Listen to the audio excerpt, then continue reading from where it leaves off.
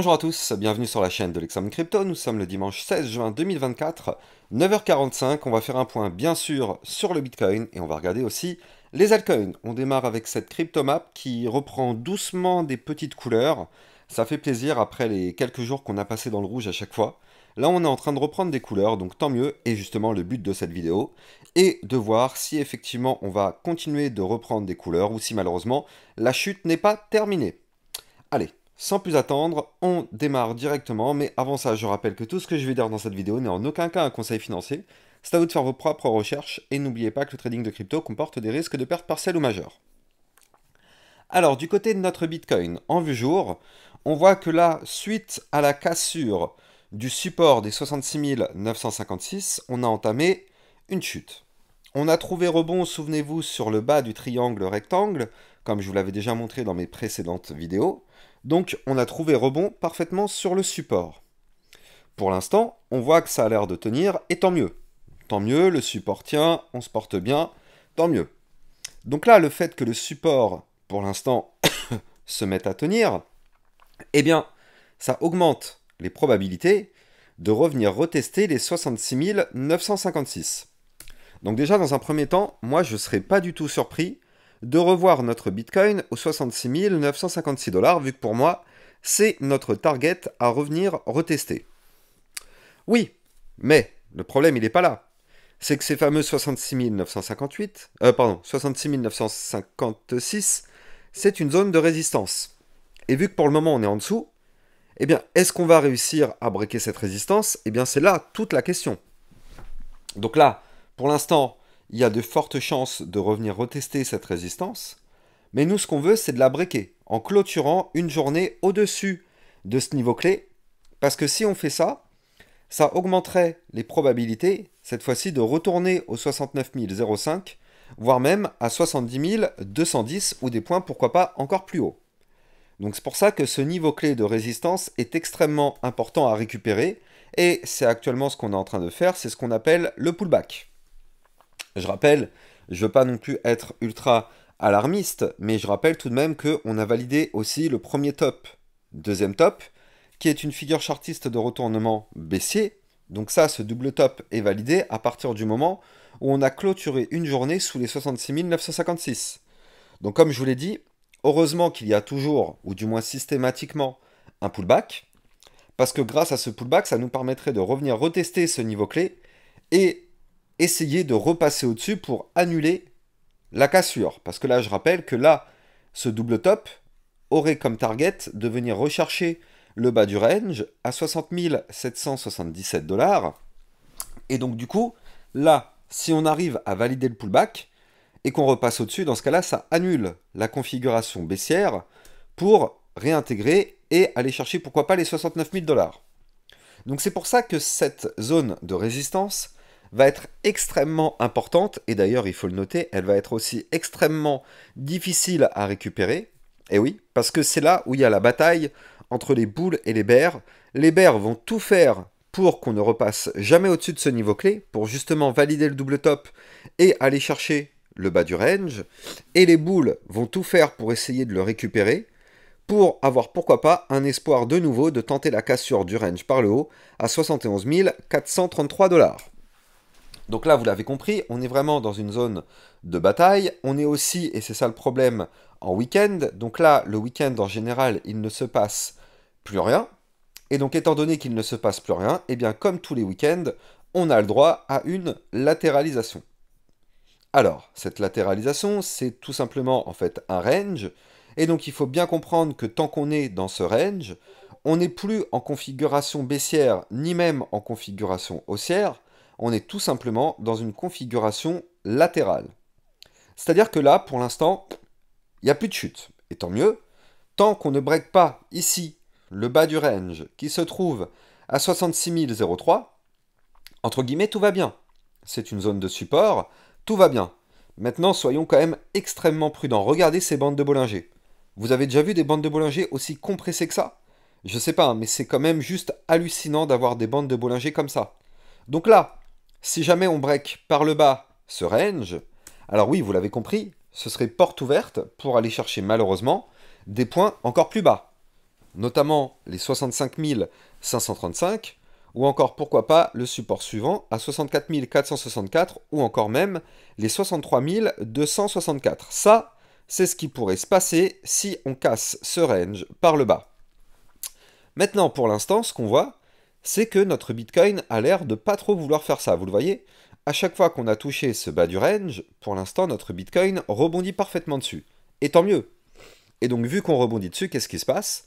Eh bien, on va chercher quoi? Le haut du range. On va chercher le haut du range qui se trouve quant à lui ici à 66 321 $. Donc ça, c'est notre zone de résistance qu'il va falloir breaker. Si on break cette résistance, alors oui, vous l'avez compris, on risque de revenir rechercher, vu que les bandes de Bollinger sont resserrées, et regardez ça d'ailleurs au passage, le range correspond quasiment de façon ultra chirurgicale aux bandes de Bollinger. Donc vous l'avez compris, si on casse ce range par le haut, ça voudrait dire qu'on casse par la même occasion les bandes de Bollinger par le haut, et donc dans ce cas-là, ça pourrait nous propulser justement au niveau clé que j'arrête pas de vous parler depuis tout à l'heure, les fameux 66 956 $, voire même pourquoi pas plus haut ici, à 67 589 $. Donc là, clairement, du côté du Bitcoin, vu qu'on ne peut pas savoir, on n'a pas de boule de cristal, on va se mettre une petite alerte. Hop, comme ça, effectivement, si jamais notre Bitcoin break sur ma chaîne YouTube et sur mon Twitter officiel, vous ne manquerez pas de recevoir bien évidemment l'information. Je rappelle que sur mon Twitter officiel, c'est là où je communique avec vous tout au long de la journée, donc n'hésitez pas à venir me suivre dessus. Et d'ailleurs aussi au passage, hier je vous ai fait une vidéo extrêmement importante concernant l'alt season. On entend beaucoup parler à droite à gauche qu'il y a une alt season qui est en cours de préparation. Je vous ai expliqué qu'il ne faut pas être naïf et il ne faut pas écouter tout ce qui se dit sur Internet. Pour l'instant, il y a des signaux plutôt négatifs, notamment du côté du dollar index qui a deux doigts de nous préparer malheureusement une configuration haussière. Et donc vous le savez, si le dollar pump, le Bitcoin risque de crasher. Et si le Bitcoin crash, toutes les altcoins risquent de crasher encore plus fort. Et donc, je vais juste vous remontrer rapidement, vite fait, rapidement, ce que je vous avais montré hier concernant le dollar index. Voilà, tac, je me remets sur mon dollar index en vue hebdomadaire. Et juste, voilà, je ne vais pas refaire toute la vidéo que je vous ai fait hier, mais juste, regardez ça. Dollar index, qu'est-ce qu'on voit? On voit ici une tasse avec une anse figure chartiste de retournement haussier. Donc voilà, c'est pas pour être alarmant ou quoi que ce soit, mais je dis juste que là, pour l'instant, on est peut-être à l'aube. Quand je dis à l'aube, c'est façon de parler, ça ne veut pas dire demain, c'est une expression, bien évidemment, nous ne sommes pas naïfs. Mais on est peut-être à l'aube, effectivement, d'un mouvement d'ampleur plutôt bullish du côté du dollar index. Et donc forcément, ça voudrait dire quoi? Ça voudrait dire que le Bitcoin et les assets à risque pourraient effectivement retracer beaucoup plus fort. Donc soyons extrêmement prudents et n'écoutons pas vraiment tout ce qui se dit par rapport à une potentielle alt season. Tant qu'on n'aura pas des configurations qui se mettent vraiment bien dans l'axe, eh bien malheureusement ça ne peut pas fonctionner. Donc là, c'est vrai qu'il y a beaucoup de personnes qui font du titre putaclic. Moi, je fais tout le contraire. Moi, c'est vrai que c'est pas trop mon cœur de métier, les titres putaclic. Moi, c'est plutôt vous dire la réalité. Alors tant pis, ça me fait moins de vues, c'est vrai. Mais en tout cas, ça permet de vraiment montrer ce qui se passe dans la réalité et d'alerter s'il y a besoin d'alerter. Donc là, effectivement, soyons extrêmement prudents. Du côté du dollar index, on n'est pas à l'abri que là, c'est le week-end, donc le dollar index ne tourne pas quand c'est le week-end, mais on n'est pas à l'abri que dès l'ouverture des marchés, donc demain matin, on a un dollar index qui commence à pousser, et malheureusement, si notre dollar index commence à pousser, le Bitcoin, il va se passer quoi? Le Bitcoin va faire ça, et vous pouvez être sûr que si le Bitcoin se met à cracher, eh bien la cryptomap qu'on a ici, qui est à moitié vert, à moitié rouge, va se retrouver, eh bien comme ça, même pire, comme ça, voilà, comme ceci, avec quasiment que du rouge, parce que forcément, dès que le Bitcoin chute, tout le marché crypto chute avec lui. Donc soyons extrêmement prudents. Néanmoins, pour l'instant, on n'est peut-être pas très loin du côté du Bitcoin de tenter la cassure du range par le haut, donc on va tout de même surveiller ça de près, parce que si on break le range par le haut, effectivement, on pourrait remonter pour valider le fameux pullback que je vous expliquais tout à l'heure. Alors, du côté des altcoins, justement, on va en profiter pour jeter aussi un coup d'œil aussi sur certaines alts. Et donc, bien évidemment, on va démarrer par notre Ethereum. Où est notre Ethereum? Il est où? Il est là. Voilà. Hop. Donc, on commence avec l'Ethereum. Donc là, qu'est-ce qui se passe du côté de l'Ethereum? Bon, on est bloqué. On est bloqué, vous le voyez. On n'arrive pas, malheureusement, à sortir de cette boîte de latéralisation. Donc là, je rappelle que cette boîte violette qui est ici, ça, c'est une boîte de recharge pour du long. Donc, pour toutes les personnes qui pensent que l'Ethereum peut continuer de remonter, Et effectivement, avec la potentielle approbation des ETF, je le rappelle, de ce qui est dit, ce serait plutôt aux alentours de début juillet. Encore une fois, ce ne sont pas des infos fiables à 100%, mais disons qu'il y a quand même une probabilité pour que ce soit vrai. Donc a priori, Ethereum ETF disponible en trade dès le 2 juillet, potentiellement à prendre avec des pincettes. Donc ça voudrait dire que des liquidités pourraient commencer à arriver sur l'Ethereum dès le 2 juillet. Donc là, effectivement, si c'est le cas, eh bien c'est vrai que cette belle boîte de recharge aura été en réalité une boîte parfaite, parce que si derrière les liquidités commencent à rentrer, bah oui, on peut avoir un Ethereum qui commence à reprendre de la force, qui réintègre l'ancien range par le bas, qui casse la ligne de tendance baissière par le haut, et qui soit propulsé vers les 4085, voire même, pourquoi pas, les 4293 ou encore les 4622 $ dans les prochaines semaines. Donc là, effectivement, du côté de l'Ethereum, ça risque d'être très intéressant parce que début juillet, quand même, c'est dans 2 semaines. Hein. Alors oui, c'est en plein milieu de l'été, c'est vrai. Et donc du coup, en général, on sait, quand c'est l'été, malheureusement, les marchés sont plutôt en phase de léthargie, hein, plutôt calme, plutôt... Ouais, c'est ça. Donc du coup, on va voir comment ça va se comporter, mais avec cette potentielle news, on va voir si notre Ethereum arrive à péter les niveaux clés que je viens de vous donner. Allez, le Solana, par contre, qui lui n'y arrive pas, malheureusement, lui, il n'arrive pas à repasser au-dessus des niveaux clés. Je rappelle que le Solana doit impérativement repasser au-dessus des 148, voire même, si possible, ici, des 158 $.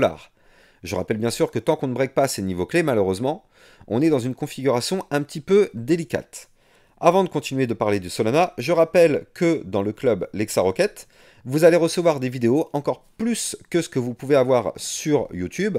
C'est-à-dire qu'hier, on a vu le Pendle, on a vu aussi le TRB. Très intéressant d'ailleurs le TRB, hein. N'hésitez pas d'aller regarder la vidéo qui a été faite pour ceux qui sont dans le club LexaRocket, parce que clairement le TRB est une crypto à surveiller. En tout cas, si vous voulez bien évidemment recevoir toutes ces vidéos en plus de ce qu'il y a sur YouTube, n'hésitez pas, vous avez le lien du club LexaRocket en description de cette vidéo. D'ailleurs, je regarde juste vite fait au passage le TRB, voir... Et ouais, oh, on y est vraiment sur le TRB. Donc bref, ouais, effectivement, pour tous ceux qui sont réellement intéressés, eh bien, n'hésitez pas d'aller voir la vidéo dans le club LexaRocket. Alors, du côté du Solana, comme je le disais, pour l'instant, on est bloqué. Il faut impérativement recasser par le haut ce range pour reprendre de la force. Et je rappelle que le Solana, tout de même, en vue un peu plus long terme, donc là, si je me mets déjà en vue 3 jours, voire même, attendez, même, ce sera même plus flagrant en vue hebdomadaire, voilà, parfait. En vue hebdomadaire, potentiellement, on pourrait avoir un gigantesque pattern de retournement haussier. Vous le voyez ici, suite au top local qui a été trouvé le 18 mars à 210 $, on a chuté. Puis derrière, on a formé un premier bottom posé sur le support des 143,81. On remonte une première fois. On revient retester ce niveau clé, pour l'instant ça tient. Et donc si on arrive à trouver rebond, on pourrait former un gigantesque double bottom. Si on break les 170,21, on pourrait avoir un Solana qui reprend beaucoup de force. C'est tout de même, il faut le noter, un double bottom à plus 23%, avec comme target théorique, et ben tiens, il n'y a pas de surprise dans le trading, tout est ultra chirurgical. La target théorique est d'aller chercher le dernier point haut formé ici, donc l'ATH local qui se trouve à 204,98. Donc comme quoi il n'y a il n'y a pas de hasard dans le trading. Donc en tout cas voilà, Solana pour l'instant qui est en train de rebondir. Tant qu'on est au-dessus du niveau clé des 143,81, entre guillemets, tout va bien. Ça nous permet d'avoir ce support. Si maintenant ce support vient à lâcher et qu'on clôture une semaine en dessous, vous l'avez compris malheureusement, pour le Solana, ce serait pas forcément hyper bon signe. En tout cas, j'espère que vous avez kiffé cette vidéo. N'oubliez pas que pour trader toute cette volatilité, vous pouvez utiliser mon lien de parrainage Binance en description de cette vidéo qui vous permet de trader sur une plateforme sécurisée vu qu'elle est enregistrée PSAN auprès de l'AMF. Et surtout, ça vous permet d'obtenir un bonus à vie sur vos frais de trading. J'ai plus qu'à vous souhaiter une bonne journée. Je vous dis à plus tard pour une prochaine vidéo. Ciao, ciao!